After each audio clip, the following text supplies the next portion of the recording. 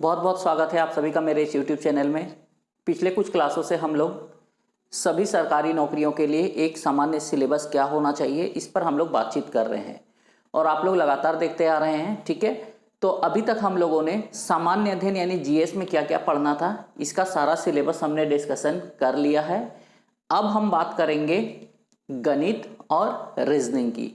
आज के क्लास में हम लोग बेसिकली गणित में क्या क्या पढ़ना है, मैथ्स में क्या पढ़ना है, मैथ्स के सिलेबस को डिस्कशन करेंगे। मैथ्स की जहां तक बात है, मैथ्स में एसएससी, बैंक और रेलवे, ये तीनों के मैथ्स में कुछ चैप्टर्स का डिफरेंट होता है। बाकी अगर हम बात करते हैं एक सामान्य सिलेबस की, तो सभी में जो कॉमन पढ़ना है उस पर मैं डिस्कशन कर रहा हूं। बैंक के लिए एक दो चैप्टर हमें ज्यादा पढ़ने पड़ते हैं, रेलवे में जो है ये कॉमन सिलेबस आते हैं, ठीक है, और एसएससी में भी जो है ये सामान्य सिलेबस में यहाँ पर जितने हैं ये आ जाएंगे। बैंक के लिए हमें एक दो चैप्टर अलग से पढ़ना पड़ता है जो यहाँ पे नहीं दिया हुआ है, और साथ ही साथ जब हम रीजनिंग का सिलेबस देखेंगे तो वहाँ पर उसको इंक्लूड कर लेंगे। तो एक तरह से ये जो सिलेबस है ये आपका एसएससी, बैंक और रेलवे तीनों के लिए समान रूप से उपयोगी होगा, और जितने भी लगभग सरकारी एग्जाम आते हैं सभी में इन्हीं चैप्टर से प्रश्न पूछे जाते हैं।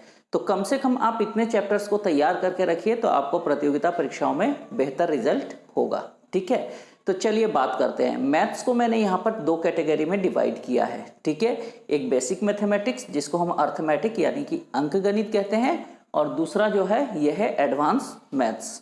चूंकि मैंने कहा था सिलेबस को हम लोग बिल्कुल हिंदी में डिस्कस करेंगे और पूरा जो मैं पाठ्यक्रम पढ़ाऊंगा ये हिंदी में ही पढ़ाऊंगा, तो मैंने सिलेबस यहाँ पे हिंदी में ही लिखा है। ठीक है, जिनको परेशानी होगी वो अंग्रेजी मुझसे बाद में पूछ सकते हैं। ठीक है, ये आपको बुक्स वगैरह में मिल जाएगा, कोई दिक्कत है नहीं इसमें। ठीक है, तो हमें जो अंक गणित है या जो सामान्य गणित जिसे हम कहते हैं, इसके अंतर्गत हम लोगों को जो जो चैप्टर्स देखने हैं वो इस तरह से है। चैप्टर को मैंने कुछ इस तरह से लिखा है जो भी है कि उसको अगर हम लोग सेट में पढ़ेंगे तो हमें पढ़ने में आसानी होगी। जैसे पहला चैप्टर हम लोगों को देखना है सरलीकरण यानी कि सिंप्लीफिकेशन। जब मैं पढ़ाऊंगा तो बिल्कुल ट्रिक के साथ आपको पढ़ाऊंगा, किसी तरह की कोई परेशानी असुविधा नहीं होगी।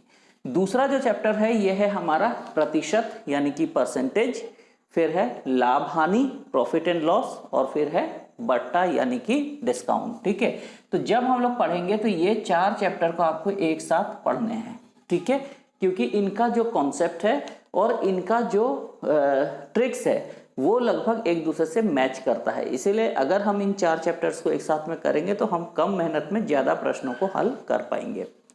उसके बाद फिफ्थ चैप्टर हम लोगों को पढ़ना है अनुपात और समानुपात यानी कि रेशियो एंड प्रोपोर्शन, और साझेदारी यानी पार्टनरशिप।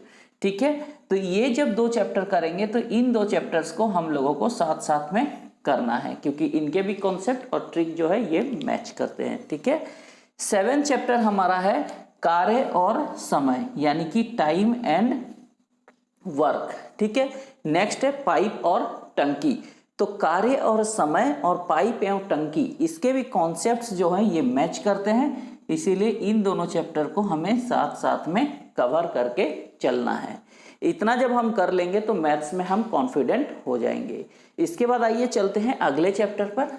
अगला चैप्टर जो है ये है चाल एवं समय, नेक्स्ट चैप्टर है नाव एवं धारा, और नेक्स्ट चैप्टर है रेलगाड़ी। यानी कि ये तीन चैप्टर को हम लोगों को एक साथ में कंप्लीट करना है, क्योंकि इनके ट्रिक्स और कॉन्सेप्ट मैच करते हैं। इसके बाद हम लोगों को देखना है simple interest and compound interest, SI and CI यानी कि साधारण ब्याज और चक्रवृद्धि ब्याज। ये बिल्कुल कंप्लीट चैप्टर है और ये बिल्कुल बहुत ही इंपॉर्टेंट चैप्टर है ना, लेकिन बहुत ही आसान भी है। लेकिन प्रश्न जो पूछे जाते हैं वो थोड़ा घुमा फिरा कर पूछे जाते हैं, तो ट्रिक्स अप्लाई करके आसानी से हम इसको सॉल्व कर पाएंगे। ठीक है, नेक्स्ट जो टॉपिक हमारा है ये है मिश्रण एलिगेशन, उसके बाद आयु यानी एज, और एवरेज यानी कि औसत। यानी अगला चैप्टर है मिश्रण, आयु और औसत। तो मिश्रण, आयु और औसत के जो चैप्टर है इनको भी हम एक साथ में एक मुश्त तीनों को पढ़ेंगे। इससे हमारा फायदा ये होगा कि एक में जो कॉन्सेप्ट है वो दूसरा में अप्लाई होगा, दूसरा का कॉन्सेप्ट तीसरा में अप्लाई होगा, एक का ट्रिक दूसरा में और दूसरा का ट्रिक तीसरा में अप्लाई होगा। देखिए पढ़ने के लिए तो हम जहां तहां से अगर बुक के हिसाब से जो बना हुआ उस हिसाब से पढ़ेंगे तो क्या होगा कि हम लोगों को सबको अलग अलग पढ़ना होगा, लेकिन अगर अलग अलग पढ़ते हैं तो क्या होगा, हमें मेहनत ज़्यादा होगी और फिर घूम फिर कर वहीं पहुंचेंगे, लेकिन एक लंबा चक्कर मार के। तो नहीं, इस तरह से नहीं, हम ट्रिक्स के माध्यम से पढ़ेंगे, पैकेज के माध्यम से पढ़ेंगे और यहाँ पहुंचेंगे। इन 3 चैप्टरों का हम एक बंडल बनाकर पढ़ेंगे तो आसानी से कर लेंगे, ठीक है। इसके बाद ये जो लास्ट चैप्टर है ये विशेष करके बैंक वगैरह के लिए जरूरत होता है, ये है डाटा इंटरप्रेशन यानी आंकड़ों का विश्लेषण, ठीक है। ये सभी परीक्षाओं के लिए इंपॉर्टेंट नहीं है, सिर्फ बैंक के लिए ज़्यादा इंपॉर्टेंट है। मतलब कितने पार्ट में हमको पढ़ना है, अगर हम मोटा मोटी बात कर लेते हैं तो ये हमारा फर्स्ट पार्ट, ये हमारा सेकेंड पार्ट, ये हमारा थर्ड पार्ट, ये हमारा फोर्थ पार्ट, ये हमारा हो गया फिफ्थ, ये हमारा सिक्स्थ, ठीक है। ये तो सबके लिए नहीं है, यानी कि अगर हम मैथ को डिवाइड करते हैं, जो सामान्य गणित है इसमें हम लोगों को मुख्य चैप्टर्स को अगर हम लोग जोड़ के एक पैकेज के रूप में पढ़ते हैं तो हमें सिर्फ 6 चैप्टर्स पढ़ने हैं, है ना। मैथ बहुत छोटा, ठीक है।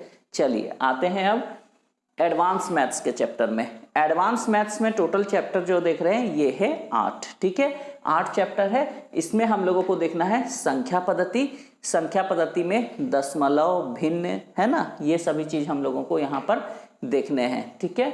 उसके बाद बीजगणित, बीजगणित में पूरा नहीं, जो महत्वपूर्ण परीक्षाओं में पूछे जाते हैं उनको देखेंगे उन चैप्टर्स पर।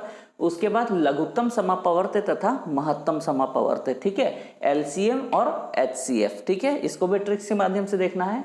इसके बाद अगला चैप्टर है ज्योमेट्री यानी कि ज्यामिति। ज्यामिति में हमें वही देखने हैं, वर्ग, त्रिभुज, ठीक है, वर्ग, आयत, त्रिभुज, है ना, वृत्त, ठीक है। और क्षेत्रमिति में विशेष करके जो ज्यामितीय संरचनाएं हैं उनके क्षेत्रफल और आयतन से संबंधित प्रश्नों को देखना है। तो इस तरह से ज्यामिति और क्षेत्रमिति हो गया। उसके बाद त्रिकोणमिति, तो त्रिकोणमिति में जो बेसिक कॉन्सेप्ट्स है वहां से लेकर के जो एडवांस लेवल में क्वेश्चन एग्जाम में आते हैं उनको हम देखेंगे। और 7 नंबर हमारा है हाइट एंड डिस्टेंस, ऊंचाई और दूरी से संबंधित प्रश्न। और लास्ट है सांख्यिकी। ये सांख्यिकी भी जो है ये सभी परीक्षाओं के लिए इंपॉर्टेंट नहीं है, ये विशेष करके बैंकिंग के एग्जाम्स में यहाँ से प्रश्न पूछे जाते हैं। तो ये हो गया एडवांस मैथ्स के टोटल चैप्टर 8। तो यहाँ पे आप समझ लीजिए कि 8 नहीं 7 चैप्टर हो गए और यहाँ पर कितने हो गए 6। तो 6 और 7 कितने हो गए, तो 13। तो टोटल जो है ये खंड हो गए इसमें 13 खंड। 13 खंडों में अगर हम बढ़िया से पढ़ेंगे तो हम लोग बिल्कुल मैथ में महारत हासिल कर लेंगे और परीक्षाओं में अच्छा परफॉर्मेंस कर पाएंगे। तो चलिए आज इतनी ही बातें करेंगे क्योंकि आज हमें मैथ्स का सिलेबस डिस्कस करना था। मैथ्स का सिलेबस जो है ये बहुत बड़ा नहीं है अगर इस तरीके से पढ़ा जाए। ऐसे अगर अलग अलग हम लोग करेंगे तो बहुत लंबा चौड़ा सिलेबस दिखेगा, ठीक है। हाँ, और एक चीज़ है, ये जो चैप्टर्स है इन चैप्टर्स के अंदर में आपको टॉपिक्स और सब टॉपिक्स मिलेंगे, ठीक है ना। बिल्कुल नहीं है कि इतना ही थोड़ा सा है, इसके अंदर में टॉपिक और सब टॉपिक मिलेंगे। लेकिन मज़े से पढ़िए, मैथ्स जो है ये मज़ा का चीज़ है, बहुत मज़ा लेकर के इसको पढ़िए। जीएस पढ़ पढ़ के जब दिमाग फैड हो जाता है, दिमाग जब सुस्त हो जाता है तो वैसे समय में आकर के आप मैथ्स को बनाइए, ठीक है। तो चलिए आज की क्लास में इतनी ही बातें करेंगे। नेक्स्ट क्लास में मिलूंगा फिर आपसे रीजनिंग के सिलेबस के साथ। उसके बाद में हम लोग फिर क्लास को जो है वो रेगुलर बेसिस पर स्टार्ट करेंगे, ठीक है। तो वीडियो कैसा लगा आप लोग कमेंट करके जरूर बताइए। आप लोग कमेंट बिल्कुल नहीं करते हैं, इससे उत्साहवर्धन नहीं हो पाता है, इसीलिए आप लोग कमेंट जरूर कीजिए। लाइक या डिसलाइक भी जरूर कीजिए, मैंने पहले ही कहा है, अच्छा लगे तो लाइक और अच्छा नहीं लगे तो डिसलाइक। तो चलिए आज इतनी ही बातें करेंगे, मिलेंगे नेक्स्ट वीडियो में। Till then thank you.